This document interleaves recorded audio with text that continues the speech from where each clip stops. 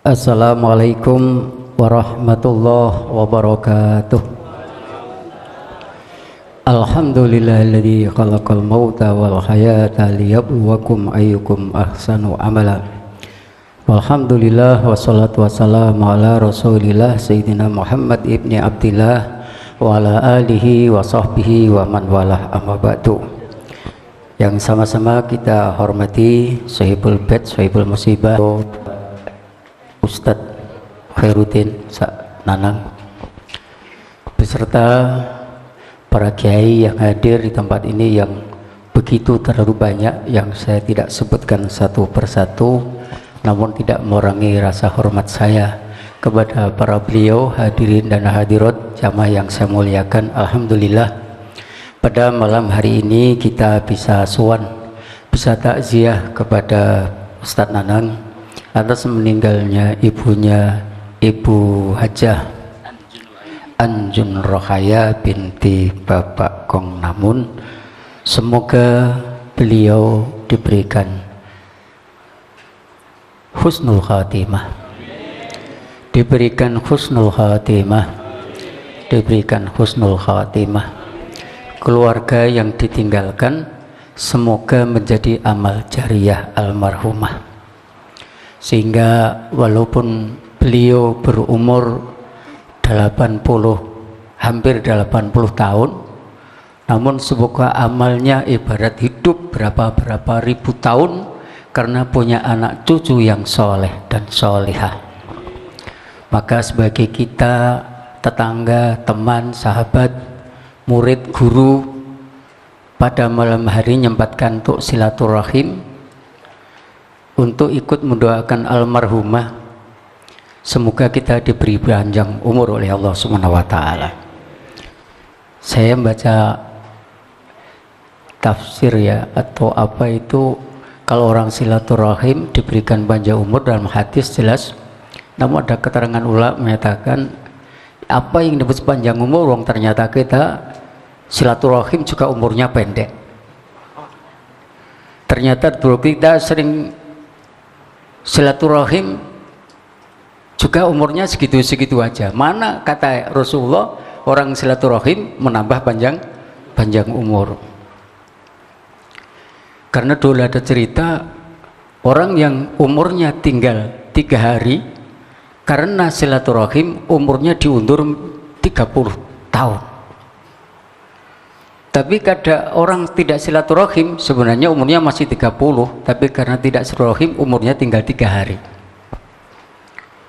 Ini kalau kita rasakan, kita resapi, ya apa bedanya orang sering silaturahim atau umurnya begitu-begitu saja. Umurnya paling 70, bahkan sering rajin silaturahim umurnya malah 30 tahun. Mana kata Rasulullah kalau silaturahim memanjangkan umur kita.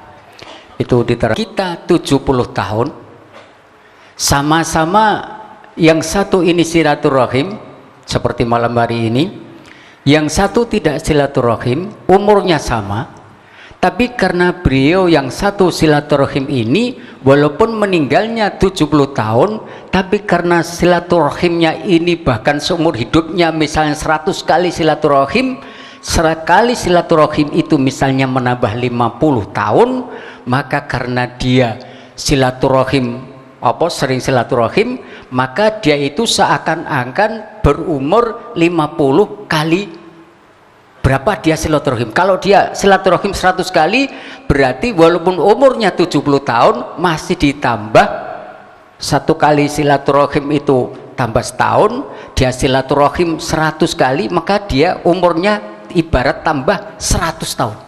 Walaupun umurnya 70 tahun, sama-sama 70 tahun.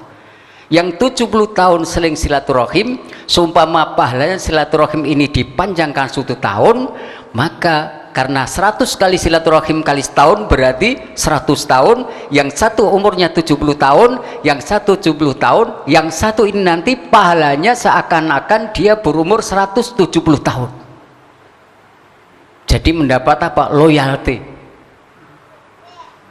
Dapat loyalty ini. Terkadang nggak kelihatan. Maka nanti yang hadir ini di akhirat akan ada namanya pasar akhirat. Nah, pasar akhirat ini orang sakit cerita sama cerita. Misalnya orang haji, kamu kok bisa haji, kenapa? Saya dihajikan anak saya. Kamu kok bisa haji? Oh, saya dapat apa? Dapat gusuran tanah. Kok kamu bisa haji? Oh iya, saya ini anaknya Jokowi. Kok kamu bisa haji? Iya, saya nyelengi yo. Kok kamu bisa haji? Oh iya, saya mencuri ATM. Oh. Nanti akan banyak cerita di pasar akhirat itu. Nah, ini nanti ada cerita sama-sama 70 tahun umurnya di dunia, ibarat amalnya sama, cuman yang satu sering silaturahim, yang satu tidak sering silaturahim. Yang satu silaturahimnya 10 kali, yang satu 100 kali. Yang 100 kali cuma 100 sekali silaturahim 1 tahun, maka dia seumur seakan-akan ditambah 70 tahun ditambah 100 tahun. Yang satu karena cuma 5 kali, ya cuma ditambah 5 tahun. Padahal sisa umur yang silaturahim itu 1 tahun itu seperti amal yang diterima oleh Allah Subhanahu wa Ta'ala. Jadi dia umur 100 tahun ini ekstra yang dia tidak melakukan, tapi dia meninggal karena sebelum meninggal dia sering silaturahim, sehingga waktu meninggal catatannya menjadi 170 tahun. Yang 70 tahun karena dia beramal, yang 100 tahun ekstra pahala apa sekarang ya namanya, bonus, tidak amal namun dapat pahala 100 tahun. Kalau kita silaturahim kepada ulama, kepada tetangga, kepada orang soleh sampai 1000 kali, berarti ibarat umur kita tambah 1000 tahun beramal tanpa ditolak oleh Allah Subhanahu wa Ta'ala. Maka silaturahim ini penting. Semoga silaturahim kita ini menjadi amal soleh yang ini akan kita ambil pahalanya di akhirat, menambah umur kita panjang walaupun jatah kita sama. Jatah kita sama-sama 70 tahun, tapi karena kita sering silaturahim, maka umur kita akan dipanjang oleh Allah, dihitung pahala. Maka umat Muhammad ini akan menjadi kaya raya nanti di akhirat. Walaupun umurnya pendek 70 tahun, tapi akan masuk surga melebihi umat-umat sebelum umatnya Rasulullah SAW.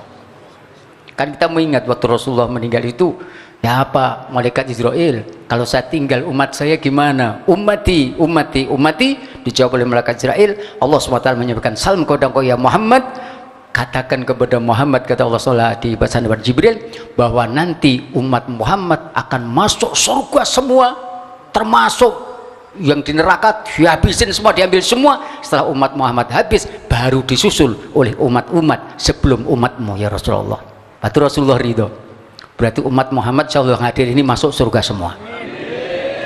Cuman masuknya nggak bareng. Ustaz Nanang dulu, Ustaz Fauzi dulu.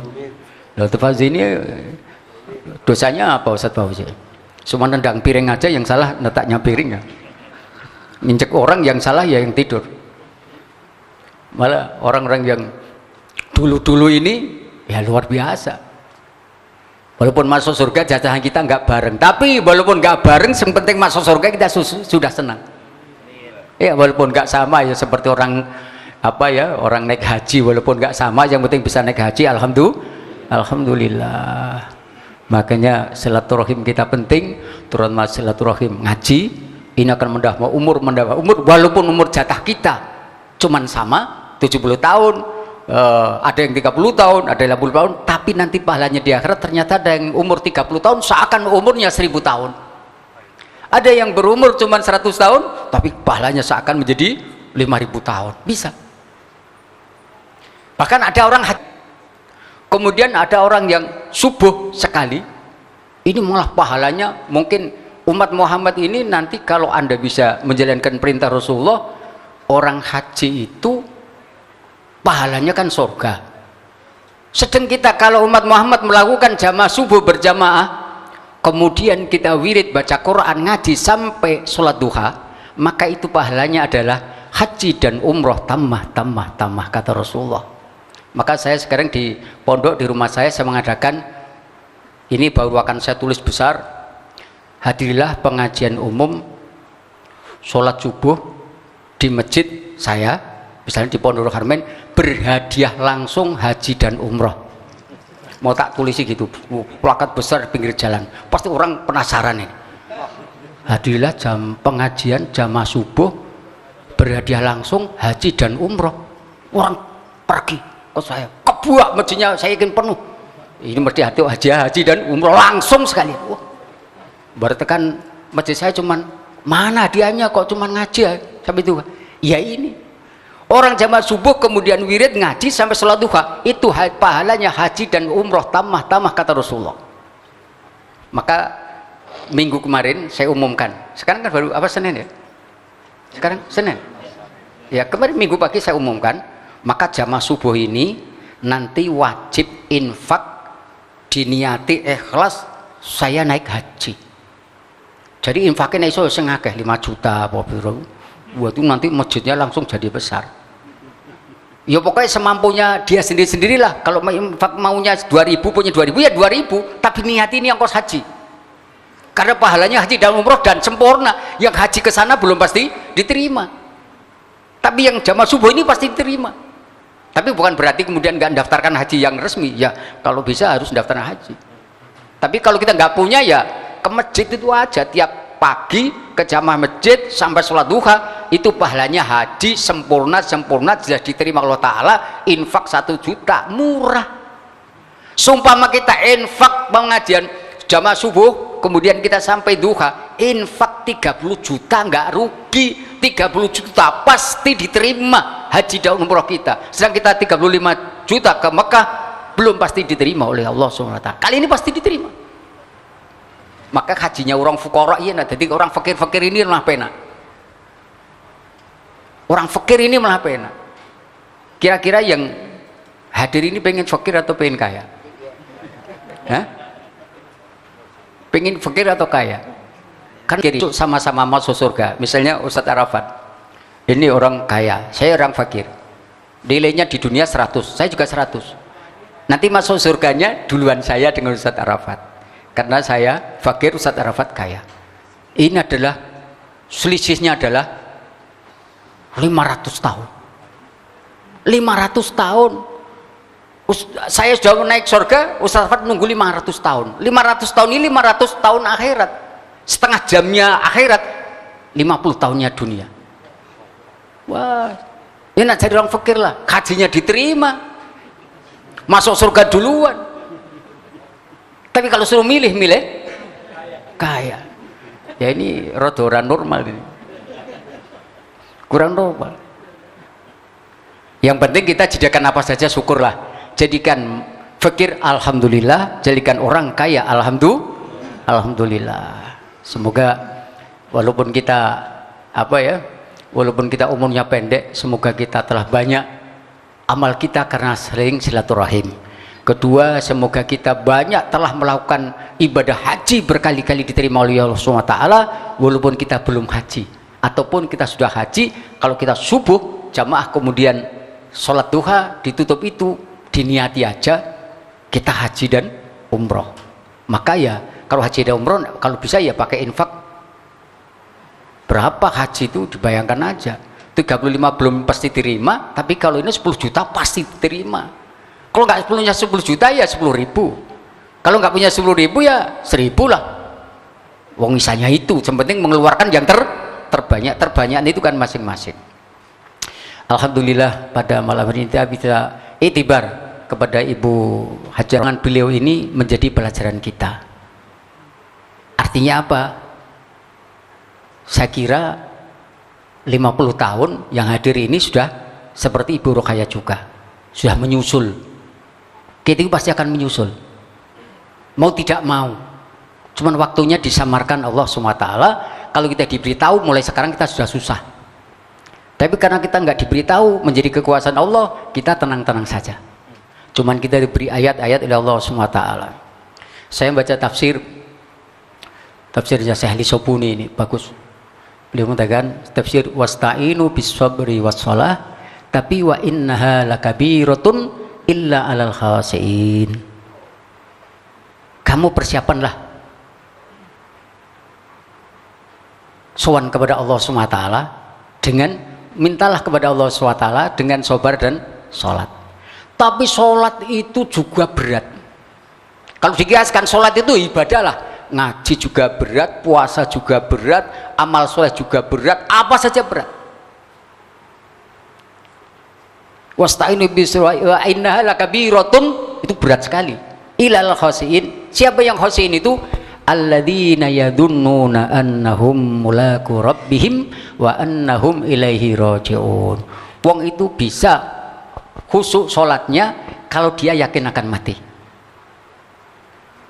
Misalnya, maka ulama-ulama mengajari kita, kalau kau mau sholat subuh besok pagi, kamu yakinlah bahwa ini subuh terakhir bagi saya. Mungkin besok pagi saya sudah tidak subuh lagi, dan ini subuh yang terakhir.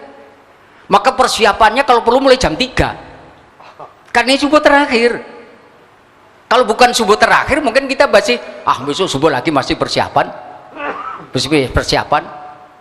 Kalau mungkin kita sudah tua, ini mungkin ini adalah haji terakhir. Maka ada haji tawaf wada, pamitan. Mungkin ini adalah haji saya terakhir. Saya mungkin tahun depan sudah nggak bisa melihat Ka'bah lagi, tidak ke sini lagi. Muda tua pas dia mau pulang dari haji itu ada melakukan wajib tawaf wada. Karena apa? Pamitan. Siapa tahu ini haji terakhir. Walaupun masih ada yang bisa lagi dan memang sudah ada yang terakhir. Tapi kalau itu haji yang terakhir, kita akan menangis meninggalkan Ka'bah. Kita memandang Ka'bah dengan cucuran air mata karena kita yakin ini pandangan mata saya terakhir untuk melihat Ka'bah. Dan ini terakhir ya Rabb, kaki saya menginjak daripada bumi tanah haram. Kemudian pulang dengan cucuran air mata. Karena apa? Membayangkan Ka'bah. Kita sudah pamitan dengan orang, pamitan itu ya mungkin sudah tidak akan ketemu lagi. Makanya bagaimana kalau kita sholat khusyuk itu, nggak pelah. Dan mungkin kita ngaji di sini di Ustadz Nanang ini, kalau mau khusyuk benar-benar mungkin ini kedatangan saya dengan Ustadz Nanang yang terakhir sekali. Mungkin besok pagi saya diambil Allah SWT. Akhirnya sampai nggak ketemu Ustadz Nanang, bisa kan? Kita pulang terus tidur langsung bablas sama Yazifun wasal mursalin sampai kuburan. Bisa saja. Karena mati ini adalah dirahasiakan oleh Allah SWT. Mungkin pengajian ini adalah pengajian terakhir. Mungkin saya juga, mungkin jenengan juga bisa. Ini terakhir. Maka kalau terakhir itu ya, kalau orang Jawa Barat mengatakan, apa kalau salaman terakhir mesti mengucapkan bahasa Jawanya itu nglanggengke pangapura. Apa bahasa Indonesia itu? Nglanggengke itu apa? Enggak, nglanggengke pangapura. Jadi kalau salaman itu nglanggengke pangapura. Apa bahasa Indonesia? Nglanggengke pangapura. Mendawamkan. Nglanggengke apa?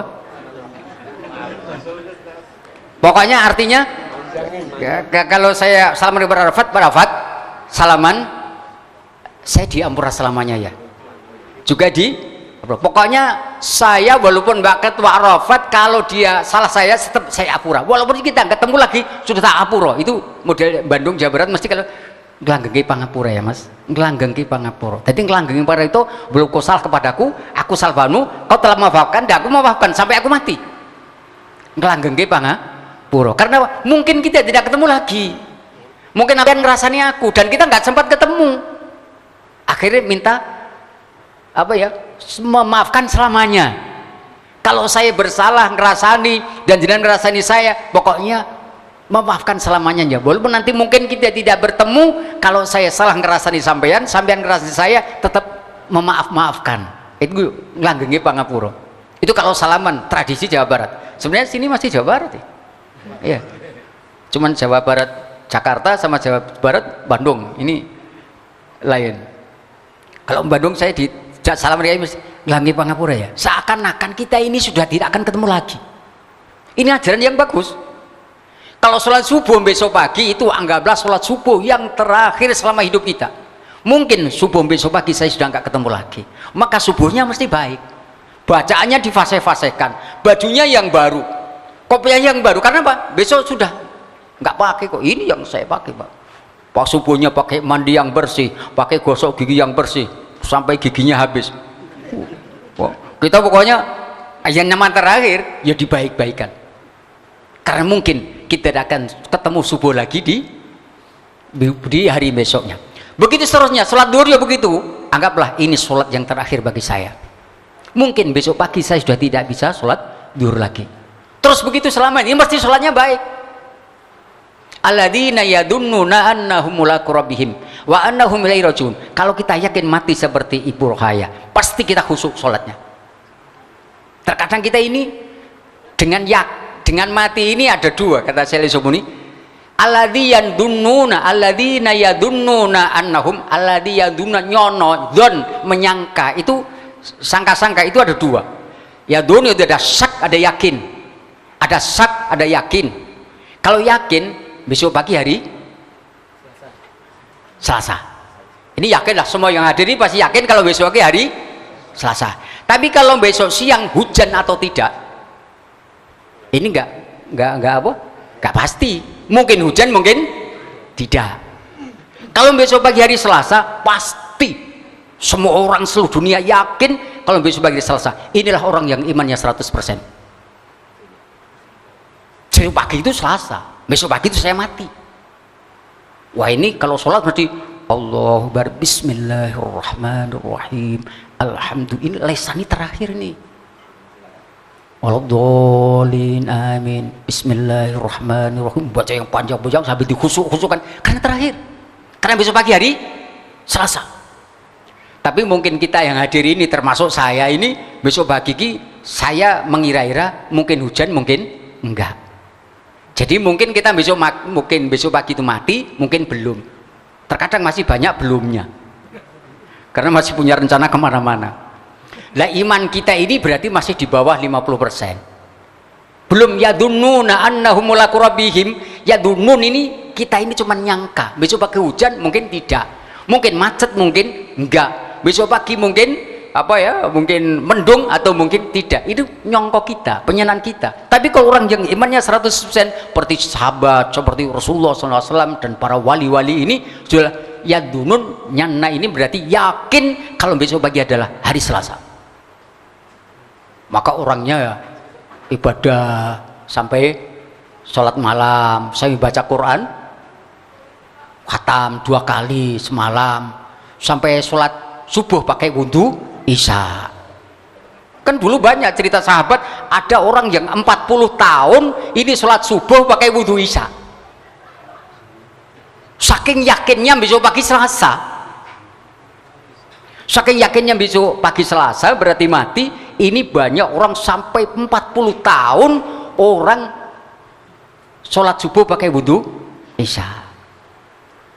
Kita ya mungkin pernah ngelakoni subuh pakai wudhu Isya, tapi Isyanya jam 4:30. Karena apa?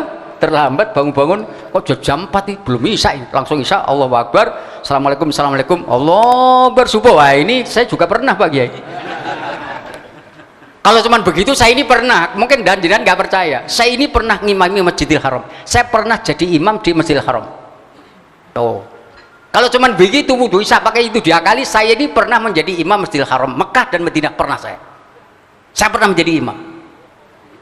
Tapi imam bukan yang di depan Ka'bah itu, saya cuman ada orang terlambat, saya ngimami di Masjidil Haram. Ya kan cuman jadi imam, bukan imam yang Sudesi itu, wah enggak masuk. Yang bagi imam Sudesi, Bismillahirrahmanirrahim, Alhamdulillah, wah itu saya enggak mau. Tapi saya pernah jadi imam di Masjidil Haram. Cuman karena dengan jamaah saya sama-sama terlambat, akhirnya sholat sendiri. Tapi saya yang imam. Berarti kan saya pernah sholat menjadi imam di Masjidil Haram. Itu sama saja jenengan ngakalin kiwah. Kulo nggak pernah Pak Kiai, sakai subuh pakai wudhu Isya, bahkan sering. Udah itu cuma nakal-nakalan aja tuh, nggak termasuk situ. Ya. Maka kita bagaimana dengan Ibu Rohayah ini, kita mengambil itibar. Inna minal ibrati yakfikal mautu ibrotan. Cukup orang mati ini menjadi apa? Kita besok pagi kita juga akan mati.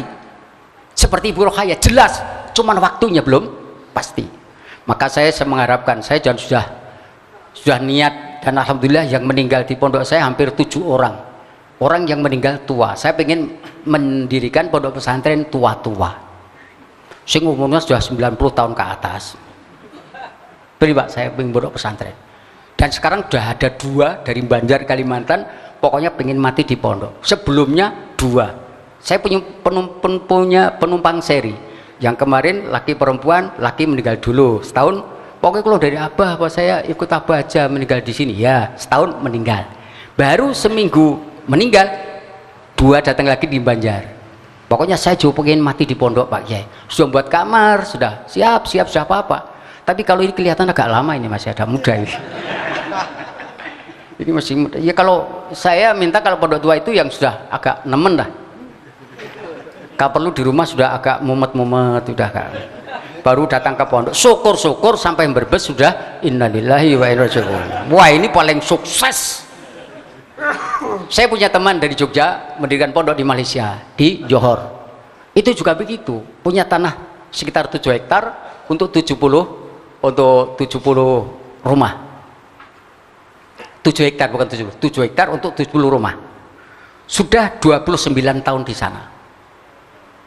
Teman saya ngaji 5 tahun yang lalu saya ke sana. Saya tanya, "Set, ente di sini sudah berapa tahun?" 29 tahun ya. Yang meninggal sudah berapa? Ini saya di sini 29 tahun, yang meninggal sudah 30. Saya bilang, kalau pondok tua kok selama 29 tahun mati 30 itu nggak sukses. Mati 3.000 atau 4.000 itu sukses. Jadi datang meninggal itu sukses. Kalau 29 tahun meninggal 30 itu nggak sukses saya. Jadi kalau pondok tua itu jangan diberi makan yang sehat-sehat. Kalau pula ada racun cyanidana sekali sedikit-sedikit. Ya ada enggak udah vitamin lah. Jangan udah tua-tua 90 tahun diberi susu kuda liar, lari lagi nanti. Enggak jadi mati nanti. Ya udah jangan yang gitu-gitu. Pakaian susu aja yang sudah kedaluarsa. Itu misalnya. Pokoknya kalau pondok tua-tua ini saya seneng. Satu biayanya ngirit. Kalau muda-muda ini nggak ngirit ini. Satu hari bisa 10.000, boros. Kalau tua itu kan bubur 3.000 bisa dipakai sampai sore. Ya, terus kita tunggu aja seperti ini, baris yang sana, baris ini kuburan, tengah ini kuburan. Oh, dikir sama-sama itu toriko jatmannya Pak Ustaz Nanang. La ilaha illallah, la ilaha illallah. Begitu mesti orang yang geledak Pak. Lihat meninggal. Pak Yai, itu yang meninggal mana? Satu. Ya sudah, biar tidur situ, tunggu yang lain nanti kalau saya ada lagi. Ada 3 sehari sukses, langsung dikubur, set. Esok pagi 3 lagi, sukses kayak corona ini. Nah, kalau nggak corona ke. Ini sakit nih, sontek corona biar mati. Gue ada gitu belah bagus. Kok sontek corona itu pondok tua-tua, jadi ada kuburannya, tahlil sontek corona. Langsung liar mati Pak Kiai. Sudah nggak apa-apa, dapat 29 juta ini. Wah, ini corona ya. Teman saya di Malaysia itu asuransi juga oleh negara. Jadi ada asuransinya kalau meninggal, pokoknya yang penting meninggal di pondok. Ini cocok saya. Pondok, tinggal di pondok, mau dikubur di rumah boleh, di situ boleh. Nanti kalau warga Bekasi mau lihat ke sana, ngejak saya di Johor sambil ke Malaysia, sambil silaturahim dengan ulama-ulama Malaysia, karena saya punya masjid zikir di Malaysia yang hadir 3.000 banyak. Pokoknya ciri khasnya pakai kopiah putih, baju putih, pakai baca manaqib, kemudian baca maulid. Nah itu mesti rombongan saya ada di seluruh Malaysia, ada mulai dari Johor kemudian sampai Taman Melati, sampai Kedah, sampai Perak. Sana masuk Al-Khidmah semua. Jadi apa ya, pondok tua-tua ini menurut saya penting. Kalau kita nggak pondok tua-tua, ya misalnya orang tua punya anak santri seperti Ibu Rohaya, punya anak Ustaz Nanang. Yang kalau yang tua-tua sendiri ini kan harus mencari sendiri. Pokoknya saya pengen mati di pondok Pak ya. Pernah dulu orang Bogor, tempat saya 4 tahun, akhirnya meninggal juga. Pokoknya akhirnya meninggal lah di pondok. Makanya saya seneng bisa orang terakhir meninggal di pondok. Ini kan dosanya yang kemarin sudah dihitung lah. Pokoknya langsung dihitung, corona gratis gitu aja pokoknya. Gratis dunia, gratis akhirat. Jadi menurut saya orang tua-tua inilah yang mestinya sekarang juga yadun di sini berarti yakin karena besok-besok Selasa. Berarti apa? Kita tidak ada kesempatan waktu lagi kecuali hanya untuk ibadah malam hari ini. Ini kalau dibesarkan lagi berarti kita tidak ada waktu kecuali bulan ini, tahun ini kita harus mempeng ibadahnya. Alladzina yadunnuna annahum mulaqu rabbihim wa annahum ilaihi rajiun. Kalau orang yang sudah khasyi ini mesti yakin atau mamang setidaknya. Ini kalau kita ini masih iman kita masih mamang besok hujan atau tidak. Tapi kalau seperti wali-wali, seperti habaib orang soleh, saya mesti yakin besok pagi itu hari Selasa. Mari dengan itibarnya saudara kita, bapaknya guru kita Ustaz Nanang Ibu Rohaya meninggal dunia ini, kita mau tidak mau harus belajar dia. Mau tidak mau kita lain waktu akan seperti Ibu Rohaya. Maka kalau Bekasi ini setuju ya, kalau setuju, tapi enggak harus sih. Di Jogja ini ada apa namanya? Bandosa itu apa? Di sini? Gotong orang mati itu. Keranda. Keranda itu kalau di Jogja ada yang tulisannya bukan la ilaha illallah, bukan innalillahi wa inna ilaihi rajiun. Kalau tulisan innalillahi wa inna ilaihi rajiun itu orang melihat itu ya biasa, orang mati tulisannya begitu. La ilaha illallah Muhammadur Rasulullah juga begitu, enggak terlalu masuk di hati. Biasa orang mati tulisannya innalillahi wa inna ilaihi rajiun. Ada base tulisannya sumber alam, sudah biasa itu. Sudah biasa karena sudah lewat sini. Tapi Bandosa di Jogja itu keranda di sini di Jogja itu ada yang tulisannya sekarang saya besok kamu. Wah itu bagus ya. Ada orang tuh kok tulisannya biasanya lillahi kok suka enggak? Tulisannya sekarang aku besok kamu. Ngecaya sih suka. Dipindah gitu enggak apa Ustaz Nanang? Biar ada pembaharuan. Jenazah kok tulisannya gitu. Karena yang di Maido itu orang yang takziah itu biar ada biar ada pikiran baru bahwa ternyata besok saya juga kan musul. Kalau innalillahi wa rajiun yakin kok gak nyetrum. Biasa aja. Innalillahi wa rajiun biasa. La ilaha illallah Muhammadur Rasulullah biasa. Tapi kalau tulisannya kok rodo, dimati dibaca. Sekarang saya besok kamu. Saya. Itu malah menjadi perhatian. Bisa menjadi viral. Nggak mungkin kan sekarang saya besok saya lagi, ada mungkin. Mesti kamu katanya. Nah kamu itu yang baca mesti kena dan itu pasti ya. Kalau mau corot teman-teman gitu, aku besok akhirnya pulangnya dia mempengli ibadah, akhirnya sergap ibadahnya. Maka mari dengan Ibu Rohaya meninggalkan kita ini, mau tidak mau kita juga akan seperti Ibu Rohaya. Maka as-sa'id man wa'idha bi gharihi, as-sa'id man wa'idha bi gharihi, orang yang untung itu adalah orang yang diberi mauidhah oleh orang lain. Ibu Rohaya sekarang meninggal, kita belum, ini kita beruntung. Besok pagi diberi pelajaran lagi oleh siapa yang meninggal, kita diberi pelajaran, kamu awas loh, ibarat awas loh, di sana ada polisi loh, awas di polisi dia. Ada semakin banyak orang memperingatkan kita semakin beruntung. Karena apa? Kita bisa persiapan. Besok pagi ada cegatan loh di sana loh, cawang loh, bisa ada cegatan ada polisi di sana loh, kita bisa persiapan. Kalau kita nggak diberitahu, akhirnya kita bisa kena polisi. Tapi kalau ada yang meringatkan, kita bisa persiapan. Kalau kita dipersiapkan, apa di Cakung sana ada cegatan loh, kok kita kemudian nggak bawa surat dan sebagainya, itu sengaja. Tapi minimal kita akan, persiapan. Besok pagi loh, ada razia di sana loh, di sana dulu, sudah persiapan. Ini yang memberikan kita, memperingatkan kita dari Ibu Rohaya. Semoga beliau malam hari ini menerima hadiah dari keluarganya, dari anak-anaknya, dari kita semuanya. Kita akan menyenangkan beliau sehingga berikan kuburannya diberikan raudhah minal jannah, diberikan raudhah minal jannah, dijadikan raudhah minal jannah, sehingga putra putri beliau menjadi amal jariahnya ila yaumil kiamah. Demikian yang saya sampaikan, kurang lebihnya mohon maaf. Assalamualaikum warahmatullahi wabarakatuh.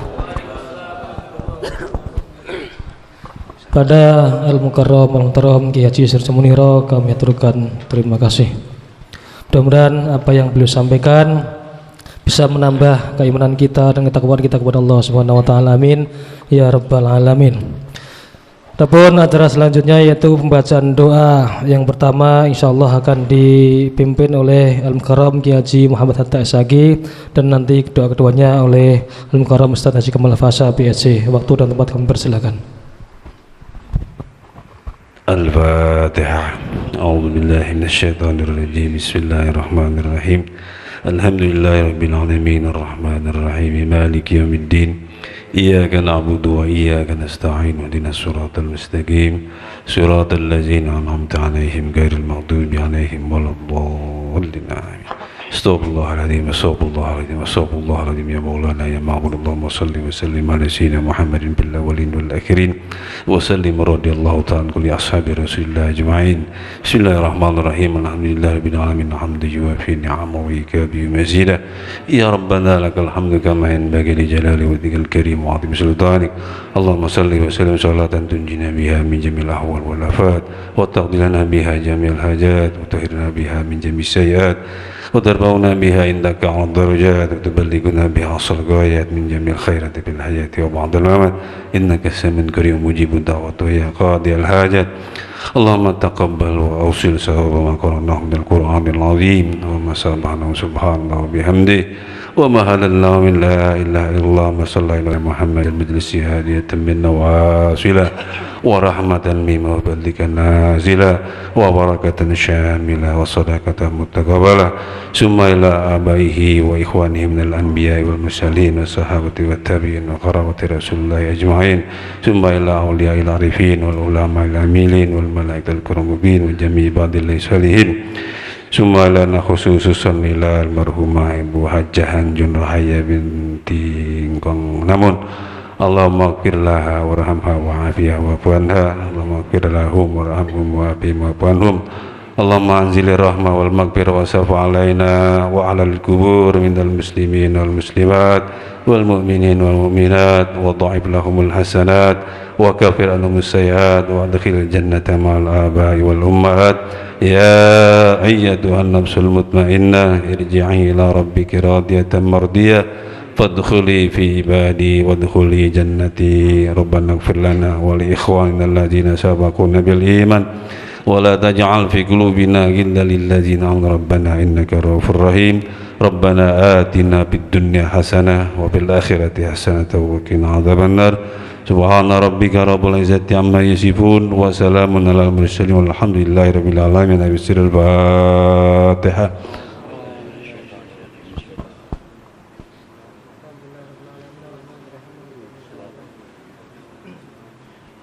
واعف عنا يا كريم يا ارحم الراحمين ارحمنا يا ارحم الراحمين ارحمنا يا ارحم الراحمين ارحمنا.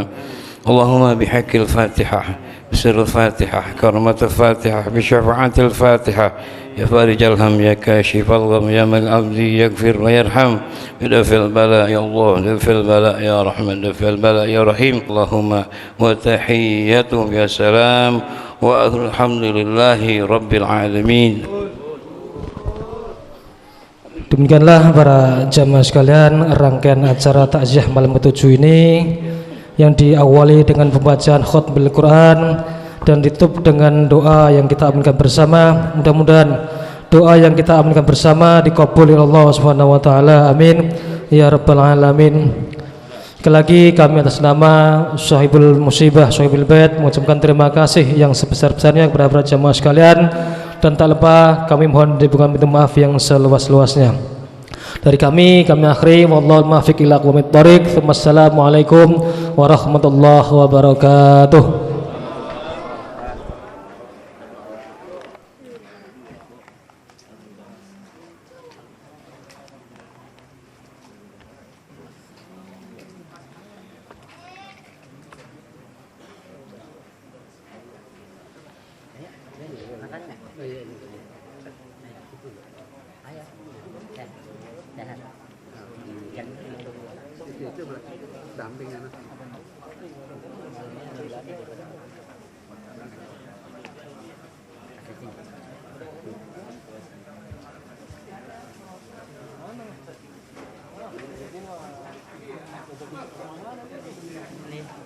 Sambung lagi.